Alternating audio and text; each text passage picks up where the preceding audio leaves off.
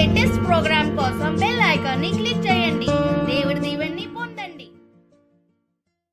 పరిశుద్ధాత్మ తండ్రి దేవునికి మహిమ కలుగును గాక. ఆమేన్. ప్రియమైన దైవజనులారా, ప్రభు క్రీస్తు యొక్క స్నేహితులారా, ఈరోజు సోమవారం, మార్చి నెల 23వ తారీఖు. యేసయ్య ఈరోజు మనందరితో మాట్లాడుతున్నారు. పునీత యోహాను గారు రాసిన శుభవార్త నుండి 8వ అధ్యాయము వచనములు 1 నుండి 11 వరకు. వ్యభిచారమున పట్టుబడిన స్త్రీ. యేసు ఒలీవ పర్వతమునకు వెళ్ళెను. తెల్లవారగానే ఆయన దేవాలయమునకు రాగా ప్రజలు ఆయన యొద్దకు వచ్చిరి. ఆయన కూర్చుండి వారికి బోధింపసాగెను. అప్పుడు ధర్మశాస్త్ర బోధకులు, పరిసయ్యులు వ్యభిచారమున పట్టుబడిన ఒక స్త్రీని తీసుకొని వచ్చి అందరి ఎదుట నిలవబెట్టి, బోధకుడా, ఈ స్త్రీ వ్యభిచారమున పట్టుబడినది. ఇటువంటి స్త్రీలను రాళ్లతో కొట్టి చంపుడని మోషే ధర్మశాస్త్రమున ఆజ్ఞాపించెను. ఈమె విషయమై నీవు ఏమందువు అనిరి. వారు యేసు మాటలలో తప్పుపట్టి ఆయనపై నేరారోపణ చేయుటకై ఇట్లు అడిగిరి. యేసు వంగి వ్రేళ్లతో నేల మీద వ్రాయసాగెను. వారు పదే పదే అడుగుగా ఆయన లేచి, మీలో పాపము చేయనివాడు మొట్టమొదట ఆమె మీద రాయి వేయవచ్చును అని చెప్పాను. మరలా వంగి నేల మీద వ్రేళ్లతో వ్రాయసాగాను. ఆ మాటలు విని అచట ఉన్నవారు పెద్దలు మొదలుకొని ఒకరి వెంట ఒకరు వెళ్ళిపోయిరి. అందరూ వెళ్ళిపోగా ఎదుట నిలిచిన స్త్రీతో యేసు మాత్రమే ఉండిపోయాను. ఆయన తల ఎత్తి, అమ్మా, వారందరూ ఎక్కడా? ఎవరు నీకు శిక్ష విధింపలేదా అని ప్రశ్నించెను. లేదు ప్రభు అని ఆమె సమాధానం ఇచ్చెను. అందుకు యేసు, నేనును నీకు శిక్ష విధింపను, వెళ్ళుము, ఇక పాపము చేయకము అని చెప్పాను. ఇది ప్రభు అయిన క్రీస్తుని యొక్క వాక్కు. క్రీస్తు ప్రభువా, మీకు స్తుతి మహిమ కలుగునుగాక. ఆమేన్. తండ్రి వందనం, యేసువా వందనం, పరిశుద్ధాత్మ ప్రభువా వందనం. Praise the Lord. హల్లెలూయా.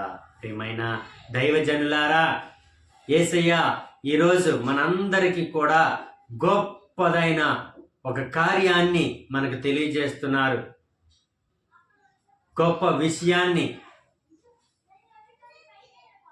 క్షమా గుణాన్ని మనకు తెలియజేస్తున్నారు.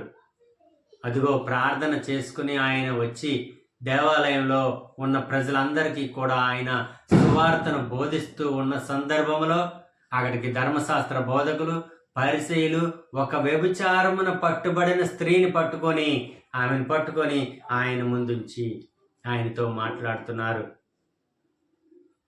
ప్రభు, ఇదిగో ఈమె వ్యభిచారం చేస్తూ ఉండగా మేము పట్టుకున్నాం. మరి మోసే ఆజ్ఞ ప్రకారము ఈమెను రాళ్లతో కొట్టి చంపేయాలి. చంపేయాలా? చంపేద్దామా ఇప్పుడు? మరి నీవేమంటావు, దీనికి నీవేమంటావు అని ఆయనను ప్రశ్నించి, ఆయన ఏదైనా తప్పుడు సమాధానం లేకపోతే వాళ్ళకి ఇష్టమైన సమాధానం కానీ చెప్పకపోతే ఆయన మీద నేరారోపణ చేసి ఆయనకు మరణశిక్ష విధించాలి, ఆయన్ని అందరి ముందు కూడా అవమానపరచాలి అని కుళ్ళుతోనూ కుతంత్రంతోనూ ఆ దుష్టులు ఏం చేశారంటే ధర్మశాస్త్ర బోధకులు, పరిసయ్యులను ఈ ప్రశ్న వేశారు. వెంటనే యేసయ్య వంగి నేల మీద తన వ్రేళ్లతో రాసుకుంటున్నారు. ఇలా రాస్తున్నారు. ఏం మాట్లాడలేదు. మరలా అడుగుతున్నారు, గురువా, ఏంటి మీరు అలా రాసుకుంటున్నారేంటి? ఈ సమాధానం చెప్పండి. ఈమె వ్యభిచారం చేస్తూ ఉండగా మేము తీసుకొచ్చాం. మరి మోసే ఆజ్ఞల ప్రకారం ఈమెనేం చేయాలి? రాళ్లతో కొట్టి చంపేయాలి. మరి దానికి నువ్వేమంటావు చెప్పు అని పదే 4-5 సార్లు ఆ ధర్మశాస్త్ర బోధకులు, పరిచయులు అడుగుతున్నారు.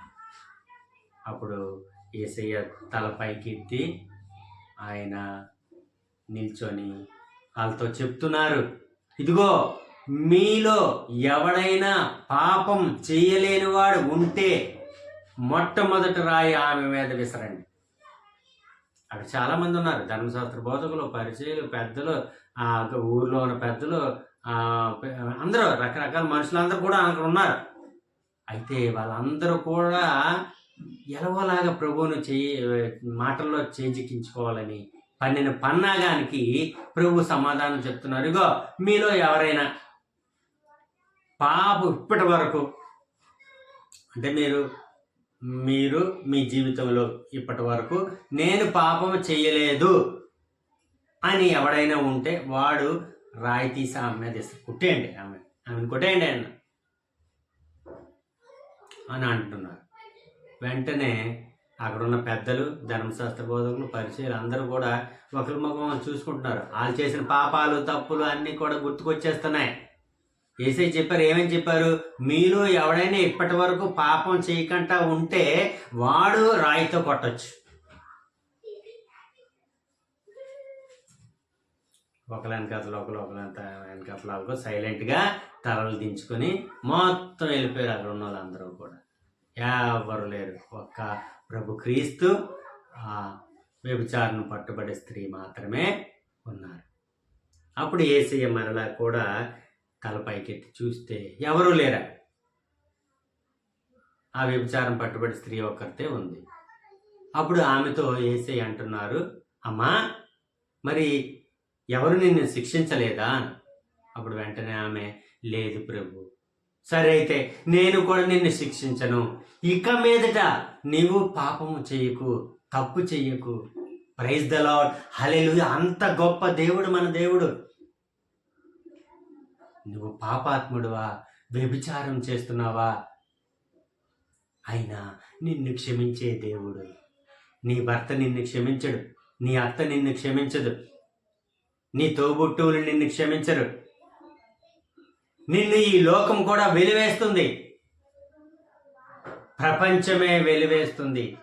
కానీ మన ప్రభు అయిన క్రీస్తు నిన్ను ఈరోజు క్షమిస్తున్నాడు. ప్రియమైన దైవజనులారా, ప్రభు క్రీస్తు యొక్క స్నేహితులారా, ఎంత ప్రేమ మన ప్రభు క్రీస్తు. చూడండి, వ్యభిచారమును పట్టుబడిన స్త్రీని కూడా, అంత పాపాత్మురాళ్ళు అయినా ఆమెను కూడా యేసయ్య ఈరోజు క్షమిస్తున్నారు. మరి నీ పాపాలు, నా పాపాలు ఆయన క్షమిస్తారు. రండి, ఈ పరిశుద్ధమైన రోజులలో నేను పాపం చేశానని దేవుని ముందు మనం ఒప్పుకుంటే తప్పనిసరిగా ఆయన మనల్ని కూడా క్షమిస్తారు. తన బిడ్డలుగా, తన రక్షకులుగా, తన జీవితము తన వారసులుగా నిత్య జీవాన్ని మనకు ప్రసాదిస్తారు. పరలోక వారసులుగా మనల్ని దీవిస్తారు. మనల్ని చేయి పట్టుకొని తన లోకానికి తీసుకొని వెళ్తారు. మిత్రులారా, ఇది తథ్యం, ఇది జరుగుతుంది. యేసయ్య మన రక్షకుడే కాకుండా మన స్నేహితుడు, మన ప్రియమిత్రుడు ప్రభు క్రీస్తు. ఈ వాక్య పరిచర్య విన్న మీ అందరినీ ఆ దేవాది దేవుడు దీవించును గాక. ఆమేన్. God bless you.